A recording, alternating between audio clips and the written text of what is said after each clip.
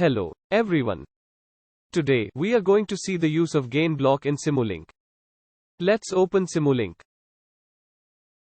And we will work on untitled model, which is already created. Click on Library Browser. Under Math Operation you will find the gain block.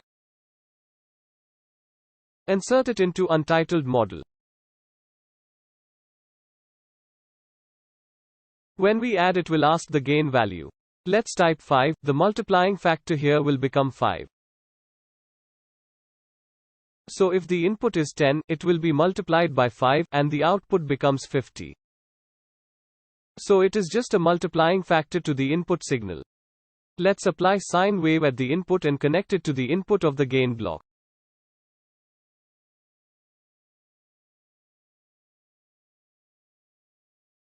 And at the output let's connect the scope, because we are now using a waveform.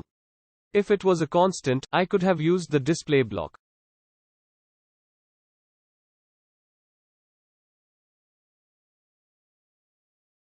So this is my basic model. So the range of my sine signal is -1 to +1. So the output of the scope could be -5 to +5. Let us run and check. If I open the scope, you can see the range is extended. The wave is still sine but the range becomes from -5 to +5. So as I said, it acts as a multiplying factor. Now if I want to check with the input, then a connect scope with two input ports.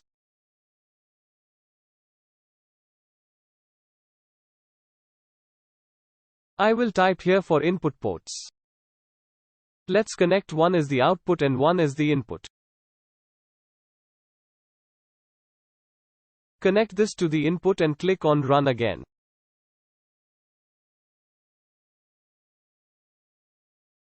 Now we can see two waves, and if we click on View Legends, it will show gain and sine waves.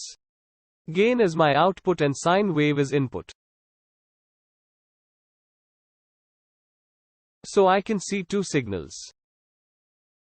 We can compare here what is our input and what is our output. Now, let's try similarly but with a different gain value. Let's try with some different value of k. What if the gain is negative? Suppose say -2 is our gain value, we will apply an OK. And we will run the model and check the scope. So it has inverted the value. This is my actual sine wave. But here one is getting multiplied by -2, so it becomes -2.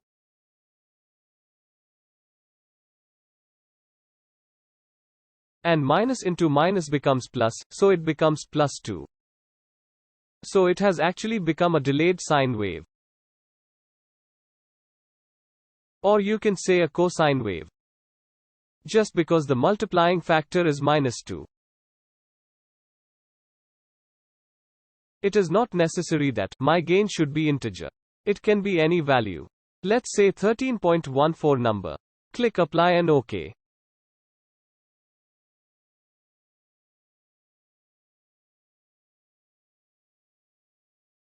Now as the number is bigger than the block, k is appearing.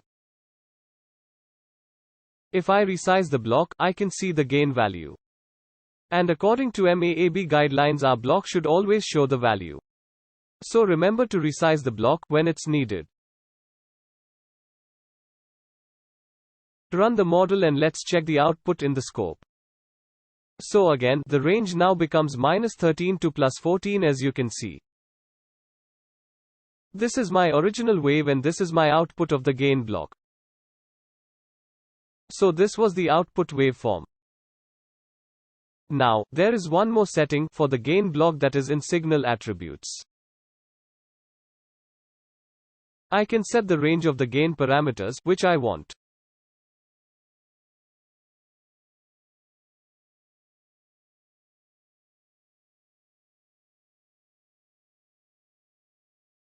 If we want gain value should lie between 5 to 15, or let's say 5 to 10. It should not be more than 10. I'll click Apply and OK. Now my current value is 13.14, which is greater than 10. So it should throw me an error. Let's run and see what happens. So it is showing it is inconsistent. Gain is greater than maximum value of 10. So we have an additional feature in parameter attributes that you can add a range to the gain, which you want so that there is no wrongly assigned gain value. Let's change to 6, which is again in the range. I will click OK and run it again. I can see the output, which is the expected output of -6 to +6. So that's all with the gain block and setting the range for the gain. Thank you.